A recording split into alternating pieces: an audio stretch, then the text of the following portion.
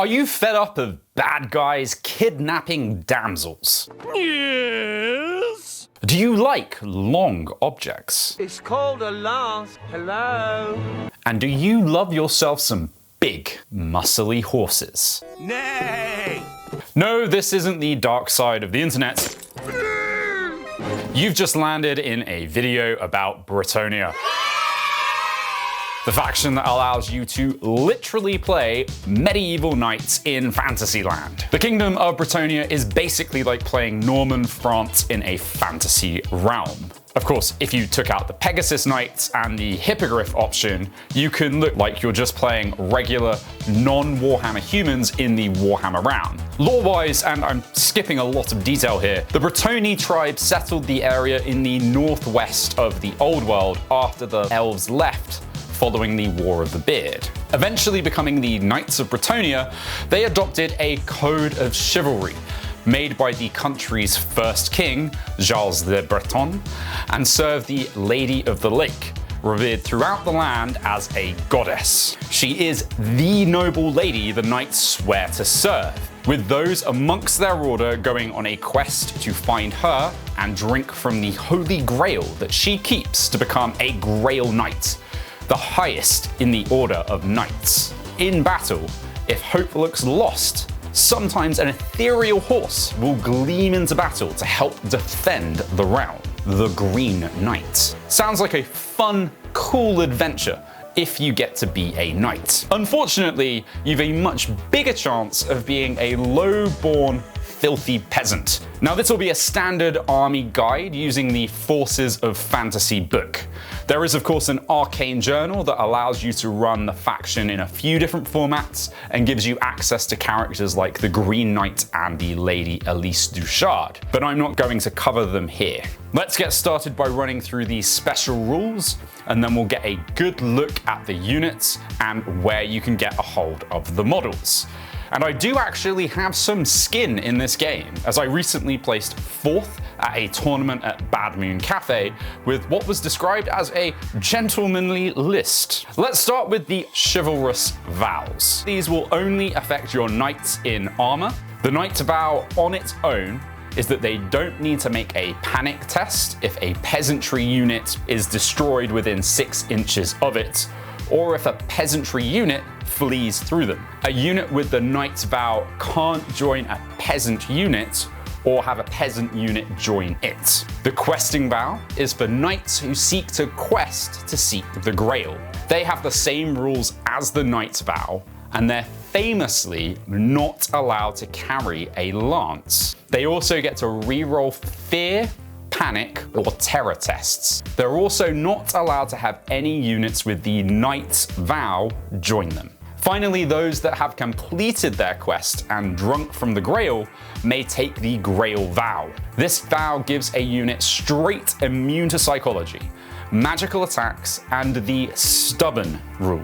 They can only be joined by models with the Grail Vow or by a handmaiden of the lady. None of them can refuse a challenge if issued, and characters with the vow can't join a peasantry unit. And speaking of the peasantry, units with this rule within 6 inches of any model with any of the 3 chivalrous vows can use their leadership instead of their own tragically low leadership. Their standards don't count towards victory points if captured, and peasantry characters can only join other peasantry units. Your 3 other special rules are finest war horses. Your knights, having a thing about horses, have trained some of the finest in the land and get to reroll any 1s on their charge rolls, just not the swift stride rolls. The Blessing of the Lady is an incredibly powerful ability that gives most of your units a ward save. A 6+ normally, or a 5+ ward if an attack comes from a strength 5 attack or higher. However, the only way to gain this is by literally praying to the lady and not rolling off against your opponent for first turn. You just automatically go second. And you're not actually allowed to skip out on the kneeling part. If you're playing this army, you need to lean into it and literally pray to the lady. However, those whose hearts are not in the fight can lose this blessing. Models who flee will lose the blessing for the remainder of the game. So you want to make sure you have a unit with high leadership near those knights. Finally, the big iconic rule for the Bretonnians is the lance formation. Units in lance are arrayed in an arrowhead formation, and the main benefit of a lance is paradoxically having both a narrow and a wide maneuverable front. Every model on the outside of the arrow can get an attack in combat. Alongside this, it gains a combat resolution point for just being in lance formation as long as you have at least 5 unit strength. It can, however, become blunted and turned into a close order formation in a number of different ways. 1, if it fails a charge. 2, if it is charged in its flank. And 3, if it is charged and cannot perform a counter charge. This will normally reduce the fighting rank, giving you fewer models to fight. Now, for some universal special rules that frequently pop up, and most of these, unsurprisingly, are cavalry related. Swift Stride allows you to add 3 inches to your maximum charge range, as well as giving you a bonus dice to roll when making your charge, flee, or pursuit rolls. Countercharge allows you to react to a charge by an opposing unit, cavalry, chariot, or monster in your front arc. Finally, for those with the equestrian fixation, if a unit has first charge, the first time it charges any opponent in the game, it will cause that charged unit to become disrupted. Disrupted units don't gain rank bonuses in combat resolution. Your peasants are levies, basically the men of the land pressed into service. The levy rule means they cannot use the inspiring presence of your general or hold your ground from the battle standard bearer, both having ways of rallying and the BSB helping to stop panic tests. And the levies don't care about no fancy banner, and this rule kind of reflects that. One last thing to cover is the knightly virtues. These are the Bretonnian unique upgrades, and most of your knight characters and champions can gain access to them. They allow you to build unique knights with special rules, or add a knight to a unit of peasants with the virtue of empathy, for example. Each one can only be taken once per army, but they're fun and definitely worth using. Okay, with that out of the way, let's take a look at the Grand Army. For your characters, you have your Lords of Bretonnia in the Duke, Baron, and Paladin roles, the Wizards in the Damsel and Prophetesses, and then there is a lone peasant character available, the Sergeant at Arms. So your Lords of Bretonnia are your top chicken knights. The Duke is top chicken of the realm, and only the King of Bretonnia, Lewin the Orcslayer, is above them. You can only have one of these per army, and on top of their stat line, they come with the Grail vow built in. They're combat monsters and can purchase the most magic items and all of that good stuff. The Barons are a slight step down from them and are basically the servants of the Duke. The Paladins are another tier lower, and they're heroes of the realm that haven't quite made it to the rank of Baron. You can only have 1 Baron per 1,000 points, but the only restriction on Paladins is your army limit. Barons and Paladins can take either the questing or Grail vow, but come with the Knight's vow as standard. This gives you some room for some narrative fluff with the army. What if the Baron hasn't done a Grail quest yet and has been forced to take up position in the realm? Otherwise, the Lords don't have any other major rules outside of the normal rallying cry. They can all ride mounts, obviously, which I'll get to shortly. The Handmaidens of the Lady are your wizards, damsels being level 1 and 2, and prophetesses being levels 3 and 4. They can cast from the battle magic, illusion, and elementalism spell laws, as well as the signature spells of the Law of the Lady. Like normal, there are 3 spells available from here. The Lady's Gift is an enchantment that, if cast on a minimum of a 7, gives a unit within 12 inches a 6-up regeneration save, or a 5-up if cast on a 10. This can make for some very annoying knight units with both the Blessing of the Lady and the Lady's Gift. The Lady's Wrath is another enchantment that remains in play. If cast successfully on a 9, the unit that she has joined gains +1 strength and AP to their attacks. It can't be cast on another unit, just herself and whichever unit she's joined. Finally, the Burning Gaze is a magic missile with a 5d6 range. Basically, the Lady's eyes turn all Cyclops from the X-Men. And any enemy model that is within range and under a straight line will take a strength 4 hit with no armor save allowed. Yikes. Alongside their magic, they also have 2 special rules. Aura of the Lady, which gives any unit the wizard has joined magical attacks, and Shield of the Lady, which allows the wizards to be protected by the knights. Now, a character normally has to stay in the fighting rank. However, this special rule allows the wizard to be moved to the back for the purposes of combat, so they can't be targeted for attacks, nor make attacks, but they still give off their leadership and can still cast spells as if they're in combat. So that's the Handmaidens. Your final character is the Sergeant at Arms. They're tooled up peasants, can take extra weapons and ride war horses. They confer the peasant's duty rule, and essentially get to act like a general for the unit they're in. They can choose to give ground instead of falling back, and don't have to make panic tests if units nearby break and flees, and allows any levy unit within their command range to reroll panic checks. That's all the character units, and they can all ride some form of horse or bird-horse hybrid. The plucky sergeant, as well as the ladies, can ride a regular warhorse. They have the fast cavalry keyword and no barding. They're on smaller bases than the Bretonnian warhorses.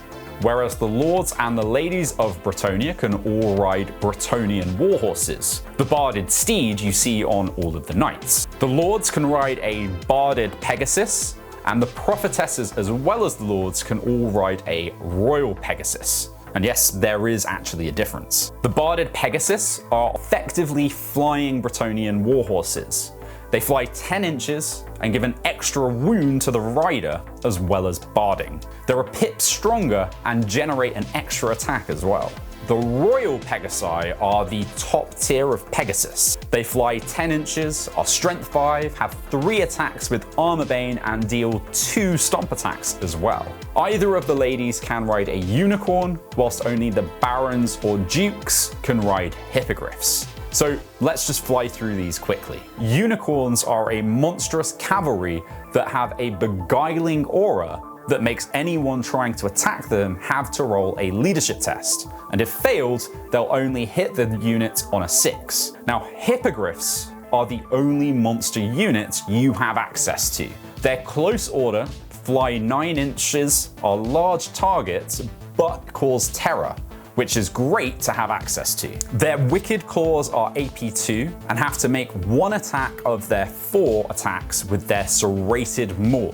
That's armor bane 2 and deals 2 wounds. They're quite cheap to get a terror causing mount in. Most dragons are at least 50 points more expensive, and this thing is the closest you'll get to one. So that's all the character stuff. Model wise, you've got a range to choose from in plastic, metal, and resin varieties. On to the core units. You have a few available to you.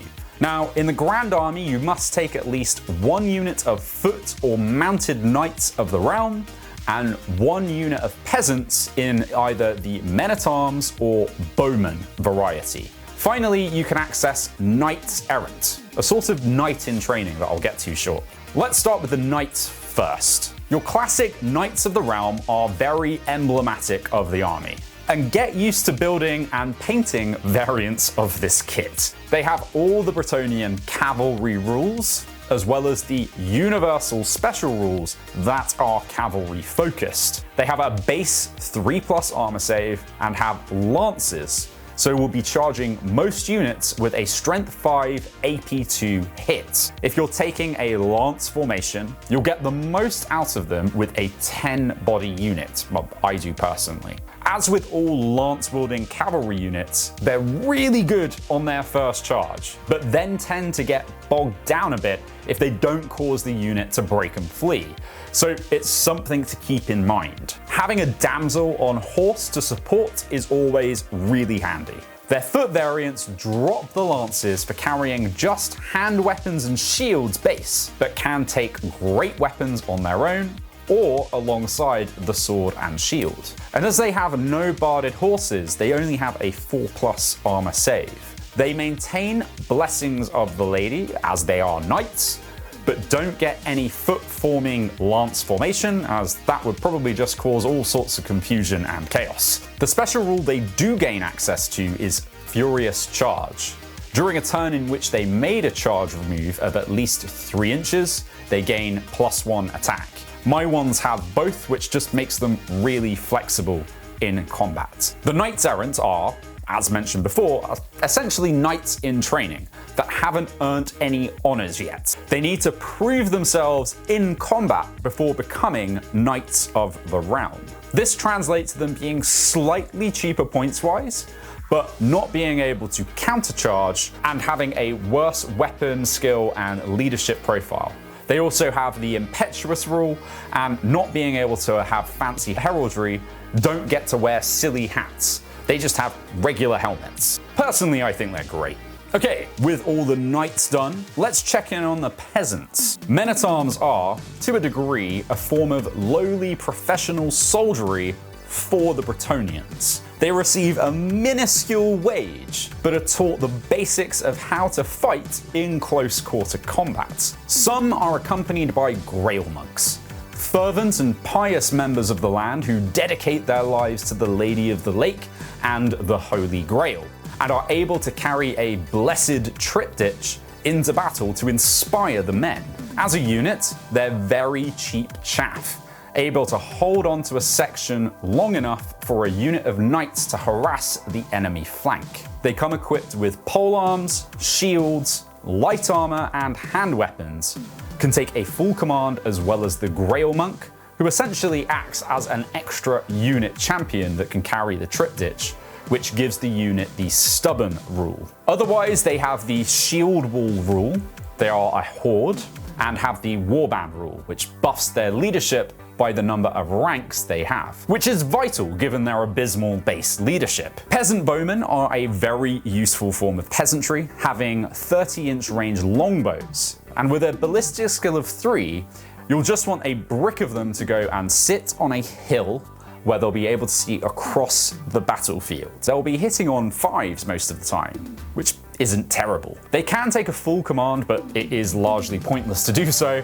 as if they get into combat, they're likely to just break and flee anyway. You can give them the skirmishers rule for free, turning them into a useful screening block to place at the front of your army. They can take burning braziers to give them flaming attacks, as well as defensive stakes, which are very fun thematic anti-charging defenses that cause disordered and disrupted charges, potentially allowing the bowmen to fight before the charging units. However, as I said, they're probably going to break and flee anyway, but it's only 10 points, so could be worthwhile depending on your setup. So that's all the core units. Now, all of these are available as plastic models.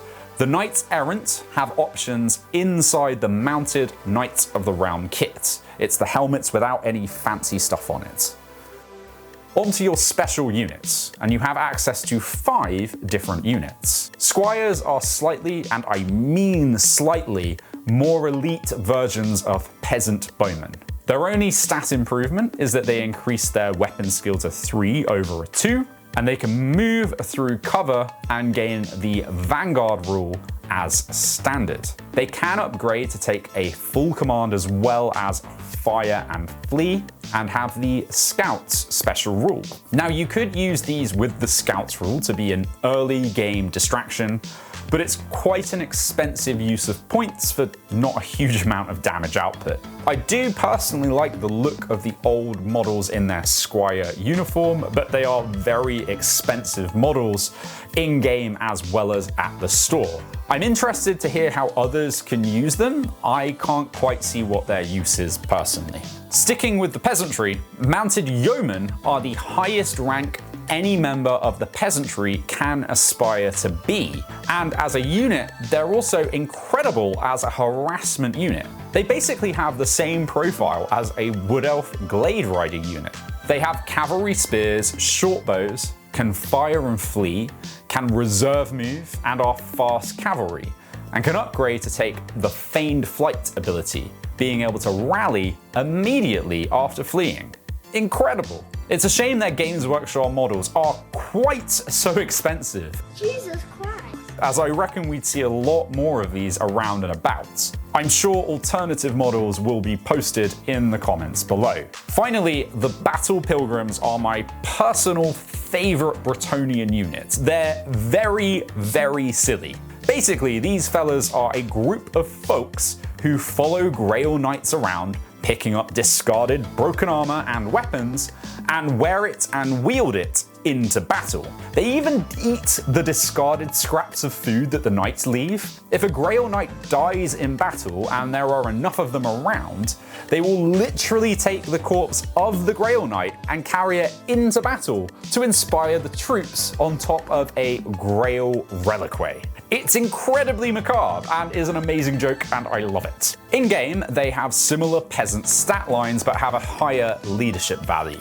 As for special rules, they have access to the stubborn rule, as well as hatred all enemies, allowing them to reroll hit rolls in combat. And for an extra 65 points, you can add in the Grail reliquae, which then gets very, very interesting and is sort of the main event with these guys. The reliquae is popped in the front middle of the unit and acts as the standard bearer and musician for the units. It counts as having 6 wounds, 6 attacks, and can't take any wounds until the rest of the squad is dead. Now, whilst the reliquae is within 12 inches of a friendly model with the Grail vow, it counts as being unbreakable and immune to psychology, turning it into an incredibly tough nut to crack. I run mine with a foot knight with the Grail vow and the vow of empathy nearby to keep the unit permanently unbreakable. Okay, for the knights, the questing knights are basically one up from the knights of the realm. They improve their weapon skill, strength, and initiative by 1 point over them, and can't take lances due to the questing vow, but come equipped with great weapons. Now these guys are a really solid upgrade and pack a punch if you can get them in on the charge. You need to be wary with the great weapons as they will strike last otherwise, so bear that in mind. Just note that they have almost all the same special rules as Knights of the Realm, except they can't countercharge. Finally, the scourge of tournament players everywhere, Pegasus Knights. These are tooled up with knights riding flying horses in skirmish formation, and they can be up to 2 inches away from each other rather than the normal 1 inch. They have a 360-degree eligible charging arc due to being skirmishers, can fly 10 inches, have both furious and countercharge, and are strength and toughness 4 and have 2 wounds apiece. These guys are really threatening, and for good reason. Now, most of these models are currently metal miniatures, or part metal, part plastic, aside from the Pegasus Knights, who are all plastic. They don't come with any command options though, so you'll need to grab them from the Knights of the Realm kit. And there's no extra work, it's just arm swaps. Onto your rare options, of which there are 2, Grail Knights and trebuchets. Grail Knights are your elite knight unit. They have the highest base strength and toughness at 4, are weapon skill 6, and make 2 attacks each base. They gain the Living Saints rule, so each can issue and receive challenges like characters. These are almost really good, but they only have 1 wound each, so are really vulnerable to high AP shooting attacks. The field trebuchet is the only war machine that the Bretonnians have access to, but it's a damn good one. They use the bombardment rule, so you'll need to make sure you have an artillery dice and a scatter dice. Once placed in deployment, the trebuchet can't move, but it can potentially do 4 wounds in a single hit to a model, if you are incredibly lucky enough to roll well. Neither of these models are fully plastic, with the Grail Knights being a metal dudes on plastic horses, whilst the trebuchet itself is a resin model.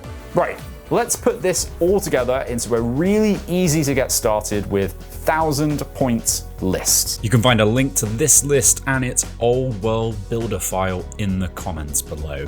Now you've already got a really great start with the core box. That comes with 12 Knights of the Realm, 3 Pegasus Knights, 36 men-at-arms, 24 peasant bowmen, and a Lord of Bretonnia on Royal Pegasus. Altogether a real great place to start. My only addition would be a damsel for some magic output and defense. Now I personally like a big block of 10 knights to be able to weather any oncoming shooting attacks and to give as wide a lance as possible. The 24 peasant bowmen are arrayed in 2 blocks in skirmish formation, so you can try and get as many shots in as possible as a screening unit. Now this is where they stand in front of the rest of the army to try and block incoming attacks. Or you could pop them on a hill in close order where they'll be able to see across the battlefield. Your men-at-arms can be used to protect your foot damsel from any attack. And finally, you can embed your Pegasus Paladin inside the Pegasus Knights as protection. This should give you a decent list to start with and will require you to be on the front foot. Your knights all have 1 wound apiece, but will be decent if they get a charge off, hitting at strength 5. And that's Bretonnia, a classic mix of knights in shining armor across the battlefield. A big thank you as always to my patrons and YouTube members. You can join them and help support the channel for just £1 a month over on Patreon. If you're in the UK and want to grab a copy of the Bretonnian core box, check out my Wayland Games link below, where you'll get 20% off and free shipping on orders over £20. Gives me a little kickback for sending you over there too. I've got plenty more army guides you can watch too on all the different core factions. One should be suggested to you right about now. Thank you very much.